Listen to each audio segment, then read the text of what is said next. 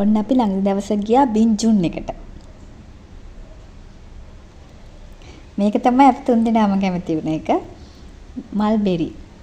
මේ ජූස් එක දැක්කම හිතෙන්නේ නිකන් කෘත්‍රිම එකක් වගේ. ඒ වුණාට ඒක ඇත්තටම ස්වභාවික පළතුරු කෑලි තියෙනවා.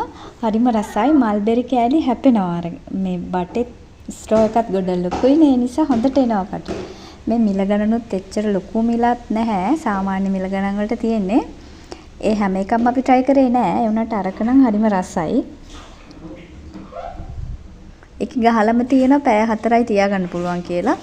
ඒ කට්ටියගෙන් මිලදී ගත්තට පස්සේ පැය 4කට වඩා තියාගන්න බෑ කියලා fresh fruits තියෙන්නේ කියලා ඒක දාලා තියෙනවා. ඇත්තටම හරිම රසයි. අපි ගත්තේ තව අයිස්ක්‍රීම් එකකුත් ගත්තා. ඒ අයිස්ක්‍රීම් එක මාචා ෆ්ලේවර් එකයි මේ වැනිලා ෆ්ලේවර් එකයි මිශ්‍ර එකක් ගත්තේ. මෙන්න මේ මෙතන ඉන්න මේ අර වින්චුන් සතා අන්නේ සතා බලන්න තමයි අපි වැඩිපුරම ගියේ. බබා නම් එකට හරියට ආසෙ වුණා.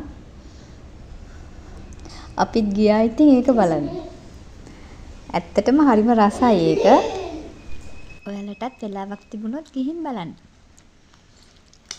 බොහොම ස්තුතියි. අහන් හිටියටයි බලන් හිටියටයි.